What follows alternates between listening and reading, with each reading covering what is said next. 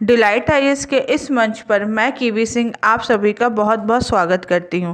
आज के इस वीडियो में हम अपने एनसीईआरटी समरी कोर्स में पॉलिटिकल साइंस के पार्ट 2 के चैप्टर 8 क्षेत्रीय आकांक्षाएं इनके बारे में पढ़ेंगे। ठीक है, इसमें हम उन सब चीज़ों के बारे में पढ़ेंगे जो क्षेत्रवाद का उदय हुआ था हमारे यहाँ, किस तरीके की परिस्थितियाँ बनी थी भारत की जो राजनीति में, उन सब चीज़ों के बारे में हम इसमें देखेंगे। इसके साथ साथ क्षेत्रीय दलों के उदय के साथ वहाँ पे जो स्वायत्तता के लिए आंदोलन हम देखेंगे, जैसे जगह जगह पे देखेंगे कश्मीर विषय से पंजाब संकट, इन सब चीज़ों के बारे में भी हम इस चैप्टर में पढ़ेंगे। ठीक है, हम ये देखेंगे।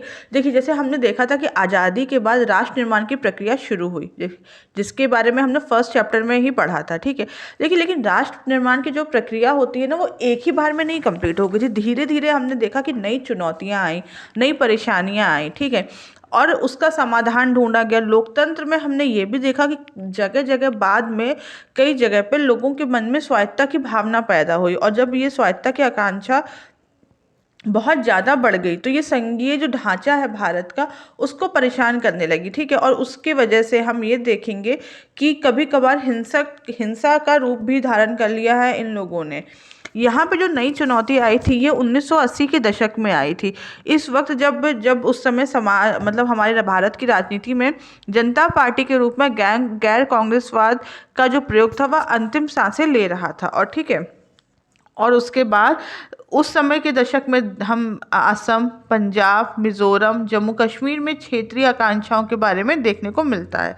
ठीक है, और हम क्या देखेंगे इसमें कि क्षेत्रीय आकांक्षाओं और उनके उपजे तनाव से किन कारणों से हुए थे, और भारत सरकार को कितनी चुनौतियों का सामना करना पड़ा था, और भारत सरकार ने उन तनावों को कम करने के लिए किस प्रकार के कदम उठाए। लोकतांत्रिक अधिकारों और राष्ट्रीय एकता के बीच में संतुलन साधने में किस प्रकार की कठिनाई आई, और इस विविधता के बीच में जो एकता कायम करने के लिहाज से किस प्रकार के कार्य किए गए हैं। ठीक है, इन सब चीज़ों के बारे में हम पढ़ेंगे। तो सबसे पहले हम देखते हैं, अपने प्रश्न की तरफ आते हैं। तो हम देखेंगे कि सन 1920 के दशक में अकाली दल का गठन हुआ था, जिसके द्वारा कौन सा आंदोलन प्रारंभ किया गया था। केंद्र में किसानों की मांग का, अलग पंजाबी सूबे के गठन का, खालिस्तान की मांग का, या उपरोक्त में से कोई नहीं। इसका उत्तर मैं आपको वीडियो खत्म होने पर बताऊंगी। हम बढ़ते हैं अपने चैप्टर की तरफ। हम जानते हैं कि क्षेत्रीय आकांक्षाएं क्या है। देखिए, क्षेत्रीय आकांक्षाओं को अक्सर क्षेत्र की विशेष भाषा में अभिव्यक्त किया जाता है, और ये आकांक्षाएं स्थानीय जनता और शासकों से संबंधित की जाती हैं। ठीक है, इस प्रकार की स्थिति हमें देखने को मिलती है। फिर हमने ये देखेंगे कि एक क्षेत्र विशेष के लोगों के बीच में अपनी विशिष्टता, भाषा, धर्म, संस्कृति, भौगोलिक विशिष्टताओं को लेकर एक आधार पर की जाने वाली जो विशिष्ट मांग है, उन्हें क्षेत्रीय आकांक्षाओं के रूप में समझा जाता है। क्षेत्रीय आकांक्षाओं के क्या कारण रहे हैं? देखिए, क्षेत्रीय आकांक्षाओं के प्रमुख जो कारण रहे हैं वह है धार्मिक विभिन्नता, जैसे मैंने आपको बताया, सांस्कृतिक विभिन्नता, भौगोलिक विभिन्नता, राजनीतिक स्वार्थ, असंतुलित विकास और राजनीतिक क्षेत्रीय दलों इत्यादि। देखिए, अगर हम देखेंगे कहीं पर अलग अलग धर्म, संस्कृति, भौगोलिक विविधताएं हैं। ठीक है, इसके साथ साथ हम देखते हैं कि असंतुलित विकास, किसी प्रदेश में, किसी देश, किसी जगह पे ज़्यादा विकास देखने को मिलता है और कहीं पर कम देखने को मिलता है। इस वजह से भी क्षेत्रीयता का उदय होता है और क्षेत्रीयता का मुद्दा उठता है। सबसे पहला जो बड़ा मुद्दा आया है, उससे पहले हम जानते हैं कि क्षेत्रवाद और पृथकवाद में अंतर। देखिए क्या होता है। पृथकवाद क्या होता है कि जब लोगों के बीच में क्षेत्रीय भावना जब तीव्र होने लगे और राष्ट्र से अलग होने की भावना पैदा होने लगे, तो उसे पृथकवाद कहते हैं। ठीक है, पृथकवाद कहते हैं। ठीक है, देखिए, क्षेत्रवाद मैंने जैसे आपको बताया कि क्षेत्रीय आधार पर राजनीतिक, आर्थिक और विकास संबंधी मांग उठाना, यह क्षेत्रवाद में आएगा। और पृथकतावाद में किसी देश का अलग होने की भावना को उठाना या मांग उठाना, यह आता है उसमें पृथकतावाद में। सबसे पहले हम देखते हैं इसमें कश्मीर का मुद्दा था, जो जम्मू कश्मीर का मुद्दा था। यहाँ पर ये जो जम्मू कश्मीर का मुद्दा है, इसमें तीन मुद्दे शामिल हैं। राजनीतिक और सामाजिक क्षेत्र में भी इसमें मुद्दे शामिल हैं। ठीक है, जम्मू कश्मीर और लद्दाख। कश्मीर का एक हिस्सा अभी भी पाकिस्तान के कब्जे में है, और कश्मीर के भाग पर पाकिस्तान ने अवैध रूप से चीन को हस्तांतरित भी किया है। और स्वतंत्रता से पूर्व हमने देखा है कि कश्मीर में राजतंत्रीय शासन की व्यवस्था थी। भारतीय संघ में एकीकरण के साथ ही कश्मीर स्वतंत्र भारत के बीच में हमेशा एक ज्वलंत विषय बना रहा है। समस्या तब ज़्यादा कठिन थी जब इसमें अनुच्छेद 370 और 35A के तहत यहाँ इसको विशेष स्थान दिया गया था। ठीक है, इसके बाद हम देखते हैं कि 1900 जो कश्मीर की समस्या की जो जड़ें हैं वह यह है कि देखिए 1947 से पहले यहाँ पे राजा हरि सिंह का शासन था। वे भारत में नहीं मिलना चाहते थे और पाकिस्तान का मानना था कि जम्मू कश्मीर मुसलमान अधिक है, इसलिए उसे पाक में मिल जाना चाहिए। और शेख अब्दुल्ला भी यही चाहते थे कि वह राजा का पद छोड़ दें। ठीक है, राजा हरि सिंह ने अपने अपने आप को स्वतंत्र देश घोषित किया था, तो पाकिस्तान के कुछ कबीले जो कबालिए और जो घुसपैठी थे उन्होंने वहाँ पे घुसपैठ की और तब राजा ने भारत सरकार से सहायता मांगी और बदले में कश्मीर से भारत में विलय करने के लिए विलय पत्र पर भी हस्ताक्षर किए थे। और भारत ने संविधान के अनुच्छेद 370 के तहत विशेष राज्य का दर्जा भी प्राप्त किया था। लेकिन हमने देखा है कि पाकिस्तान हमेशा से कश्मीर पे अपना दावा करता रहा है। 1947 में युद्ध का कुछ हिस्सा पाक के कब्जे में चला गया, जिसे आज़ाद कश्मीर या पीओके भी कहा जाता है। 370 के तहत इसको कुछ राज्यों से ज़्यादा स्वायत्ता भी दी गई थी। फिर हमने देखा कि जब कश्मीर का मुद्दा अभी जो फिलहाल न्यूज़ में था, जिसमें 370 और 35A हट गया था और जम्मू कश्मीर को 2 केंद्र शासित प्रदेशों में बांटा गया है। जम्मू कश्मीर राज्य की विशेष स्थिति के एक निशान एक प्रधान का प्रसार करते हुए राजनीतिक क्षेत्र में अनुच्छेद 370 और 35A के निरस्त किया गया है। इस पृष्ठभूमि में वर्तमान सरकार ने 5 अगस्त 2019 को कश्मीर से यह दोनों धाराएं हटा दी गई थी। ठीक है, और लोकसभा से इस विधेयक को 6 अगस्त 2019 में पारित कर दिया गया था। 9 अगस्त में जब राष्ट्रपति ने इसको स्वीकृत किया, उसके बाद यह दोनों धाराएं निरस्त हो गई है और जम्मू कश्मीर अब 2 केंद्र शासित प्रदेश लद्दाख और जम्मू कश्मीर में विभक्त हो चुका है।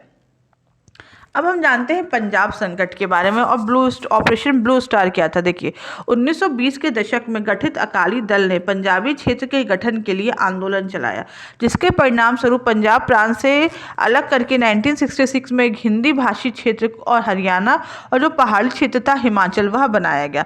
अकाली दल ने सन 1973 में आनंदपुर साहिब सम्मेलन में पंजाब के लिए अधिक स्वायत्ता की मांग उठाई। कुछ धार्मिक नेताओं ने स्वायत्त सिख पहचान की मांग की और कुछ चरमपंथियों ने भारत से अलग होकर खालिस्तान की भी मांग उठाई थी। फिर हम देखते हैं ऑपरेशन ब्लू स्टार, जो कि एक बहुत बड़ा ऑपरेशन था। ठीक है, 1980 के दशक में अकाली दल पर उग्रपंथी लोगों का नियंत्रण हो गया और उन्होंने अमृतसर के स्वर्ण मंदिर पर अपना मुख्यालय बनाया। सरकार ने जून 1984 में उग्रवादियों को स्वर्ण मंदिर से निकालने के लिए वहां पे जो सैन्य कार्रवाई की थी उसे ऑपरेशन ब्लू स्टार किया था। इस सैन्य कार्रवाइयों को सिखों ने अपने धर्म पे, अपने विश्वास पे हमला माना था, जिसके बदला लेने के लिए 31 अक्टूबर 1984 में इंदिरा गांधी की हत्या कर दी गई। उसके बाद उत्तर भारत में बहुत बुरा सिखों के विरुद्ध हिंसा भड़क गई थी। फिर हम देखते हैं पंजाब समझौता। पंजाब समझौता जुलाई 1985 में अकाली दल के अध्यक्ष हरचंद सिंह लोगोवाल और राजीव गांधी के मध्य हुआ था। ठीक है, पंजाब की शांति के लिए। इसके क्या प्रावधान थे? इसके प्रावधान थे कि चंडीगढ़ जो था वह पंजाब को दिया जाएगा। पंजाब हरियाणा सीमा विवाद सुलझाने के लिए आयोग की नियुक्ति होगी। पंजाब, हरियाणा, राजस्थान के बीच रावी व्यास के पानी के बंटवारे हेतु न्यायाधिकरण यानी कि का गठन किया जाएगा। पंजाब में उग्रवाद प्रभावित लोगों को मुआवजा दिया जाएगा और पंजाब से विशेष सुरक्षा बल अधिनियम उसमें पारित किया जाएगा। इस प्रकार के जो समझौते किए गए ताकि पंजाब के बीच में शांति स्थापित रह सके। फिर हम देखते हैं पूर्वोत्तर भारत में। देखिए पूर्वोत्तर भारत में 7 राज्य हैं, जिसमें भारत की लगभग 4% आबादी रहती है। यहाँ की जो सीमाएं हैं वह चीन, म्यांमार, बांग्लादेश और भूटान से लगती हैं। यह क्षेत्र भारत के लिए दक्षिण पूर्व एशिया का प्रवेश द्वार है। संचार व्यवस्था एवं लंबी अंतर्राष्ट्रीय सीमा रेखा आदि समस्या यहाँ की राजनीति को बहुत संवेदनशील बनाती है। पूर्वोत्तर भारत की राजनीति में स्वायत्ता की मांग, अलगाववादी आंदोलन तथा बाहरी लोगों का विरोध मुद्दे हमेशा से प्रभावी रहे हैं। यहाँ पे जो स्वायत्ता की मांग है वह हम देखेंगे कि आज़ादी के बाद मणिपुर व त्रिपुरा को छोड़कर पूरा क्षेत्र आसाम कहलाता था, जिसमें अनेक भाषाई जनजाति के लोग रहते थे। इन समुदायों ने अपनी विशिष्टता को सुरक्षित रखने के लिए अलग अलग राज्यों की मांग की थी। ठीक है। फिर आता है अलगाववादी आंदोलन। अलगाववादी आंदोलन मिजोरम में हुआ था। यह सन 1959 में असम के मिजो पर्वतीय क्षेत्रों में आए अकाल का असम सरकार द्वारा उचित प्रबंधन न करने पर किया गया था। सन 1966 में मिजो नेशनल फ्रंट ने लाल डेंगा के नेतृत्व में आज़ादी की मांग करते हुए सशस्त्र विद्रोह चलाया और 1986 में राजीव गांधी और लाला डेंगा के बीच शांति समझौता हुआ और मिजोरम को पूर्ण राज्य घोषित किया गया। फिर हम देखते हैं नागालैंड के बारे में। देखिए Nagaland Naga national council NNC के अंगमी जापू फिजो के नेतृत्व में 1959 से भारत से अलग होने और वृहद नागालैंड की मांग के लिए सशस्त्र संघर्ष चलाया। कुछ समय बाद एनएनसी के दो गुट हो गए, ठीक है। उसमें एक इशाक मुइवा एम और दूसरा खापलांग बन गए। भारत ने सरकार ने सन 2015 में एनसीसी से शांति गुट का स्थापना करने का समझौता किया, परंतु यह स्थायी नहीं है, ठीक है। भारत में ना वहाँ पे जो हम देखते हैं कि पूर्वोत्तर भारत में बाहरी लोगों का विरोध किया जाता है। वहाँ पे बांग्लादेशी घुसपैठ, भारत के दूसरे आने वाले प्रांतों को लोग, यहाँ की जो लोग हैं वहाँ की जनता अपने रोजगार और संस्कृति के लिए खतरा मानती है। 1979 से असम के छात्र संगठन आसू ने बाहरी लोगों के विरोध में यह आंदोलन चलाया था, जिसके परिणाम स्वरूप आसू और राजीव गांधी के मध्य समझौता हुआ। सन 2016 के असम विधान चुनावों में भी हमने देखा है कि बांग्लादेशी जो घुसपैठ का मुद्दा है वह प्रमुख रहा है, और हम इसी तरीके में आगे भी देखते हैं कि ये स्थिति हमें देखने को मिलती है। अब हम जानते हैं द्रविड़ आंदोलन के बारे में। देखिए द्रविड़ भारत के इस आंदोलन का नेतृत्व तमिल समाज सुधारक ईवी रामास्वामी नायर पेरियार ने किया था। इस आंदोलन ने उत्तर भारत के राजनीतिक, आर्थिक एवं सांस्कृतिक प्रभुत्व, ब्राह्मणवाद व हिंदी भाषा का विरोध किया और क्षेत्रीय गौरव बढ़ाने पर बल दिया था। इसे दूसरे दक्षिण राज्यों में समर्थन न मिलने पर यह तमिलनाडु तक ही सीमित रह गया था। इस दल के कारण इसी में एक नए राजनीतिक दल द्रविड़ कश्यप का उदय हुआ। यह दल कुछ वर्षों में दो भागों डीएमके और एआईडीएमके में बट गया। अब ये दल दोनों ही जो दल हैं वह तमिलनाडु की राजनीति में बहुत प्रभावी हैं। फिर हम देखते हैं सिक्किम के विलय के बारे में पढ़ते हैं। देखिए आज़ादी के बाद भारत ने सिक्किम के रक्षा व विदेश मामले अपने पास रखे और राजा चोग्याल को वहां का आंतरिक प्रशासन के अधिकार दिए थे, परंतु वहाँ की जो जनता थी वह राजा की लोकतांत्रिक संस्कार भावनाओं को संभाल नहीं पा रहे थे, वहाँ के जो राजा थे।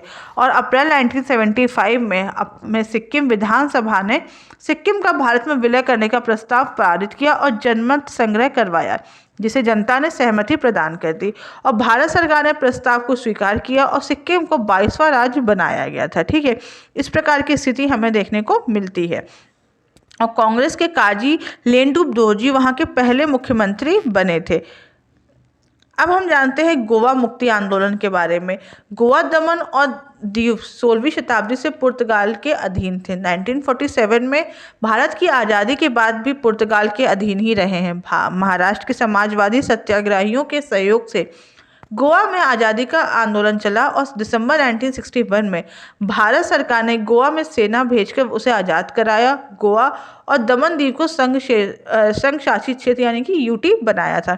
गोवा को महाराष्ट्र में शामिल होने या अलग रहने के लिए जनमत संग्रह कराया गया था। कब? जनवरी 1967 में। और 1987 में हम देखेंगे कि गोवा अलग राज्य बन गया था। देखिए आज़ादी के बाद से हम देखते हैं कि बहुत सारी क्षेत्रीय आकांक्षाएं उभरी थी। अच्छा, उनसे हमें क्या सबक मिला था कि देखिए क्षेत्रीय आकांक्षाएं लोकतांत्रिक राजनीति का एक अभिन्न अंग है।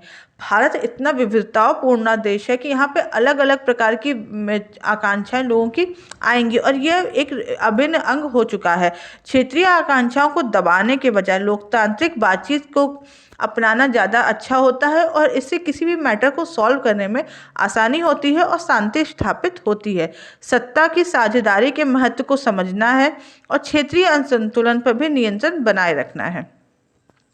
भारत में क्षेत्रीय असंतोष को नियंत्रित करने के क्या सुझाव दिए जाएंगे? सभी क्षेत्रों का संतुलित विकास, भाषावाद की समस्या का समाधान, राष्ट्रीय एकता के महत्व को बढ़ाना और क्षेत्रीय हितों की जगह राष्ट्रीय हितों की प्रमुखता को देना। देखिए, जो ये इस प्रकार के विचार हैं, इस प्रकार के सुझाव हैं, जब सभी जनता में प्रसारित किए जाएंगे और सभी प्रकार का जो विकास है वह संतुलित होगा। अनेक प्रकार की समस्याओं का, जैसे भाषावाद, जातिवाद, इस प्रकार की समस्याओं का समाधान होगा। राष्ट्रीय एकता को ज़्यादा बल दिया जाएगा क्षेत्रीयता के से ज़्यादा। तब हम देखेंगे कि भारत में जो क्षेत्रीय असंतोष है उसको नियंत्रित किया जा सकता है। क्षेत्रीयता बहुत बड़ा मुद्दा है। हम प्रेजेंट टाइम में बहुत छोटी छोटी चीज़ों में भी ये मुद्दा देखने को हमें मिलता है। कई बार हम दक्षिण भारत में, उत्तर भारत के जो लोगों को, वहाँ पे भी क्षेत्रीयता का बहुत बड़ा इशू बहुत बार फेस करने को मिलता है और लोगों के साथ भेदभाव भी किया जाता है। यह स्थिति भारत में हमेशा से बनी रही है। देखिए, भारत इतना विविधता वाला देश है कि हर प्रकार से लोगों के साथ भेदभाव कई बार ऐसा महसूस होता है कि किया जा रहा है। तो यह एक बहुत बड़ा मुद्दा है और इसको बहुत आसानी से नहीं सॉल्व हो रहा है। देखिए, भारत की आज़ादी के 75 वर्ष पूरे हो चुके हैं। उसके बाद कई प्रकार के ये मुद्दे हमें उठते हुए दिखते हैं, कई बार उठे हैं और हमें वर्तमान में भी कई मुद्दे देखेंगे और शायद आने वाले फ्यूचर में भी हमें ऐसे मुद्दे देखने को मिल सकते हैं। तो इस मुद्दे को बहुत ज़रूरी है कि इसको दबाने की बजाय लोकतांत्रिक बातचीत को अपनाया जाए और शांति से इसे सॉल्व किया जाए। फिर हम आते हैं अपने आज के प्रश्न की तरफ। तो आज का प्रश्न है, 1920 के दशक में अकाली दल का गठन हुआ, जिसके द्वारा कौन सा आंदोलन प्रारंभ हुआ था? तो इसका उत्तर है खालिस्तान की मांग का। आज के वीडियो में बस इतना ही। अगर आपको इस वीडियो से रिलेटेड कोई भी डाउट हो तो आप मुझे कमेंट बॉक्स में बताएं और फ्री PDF के लिए हमारे टेलीग्राम ग्रुप से जुड़ें। Thank you so much.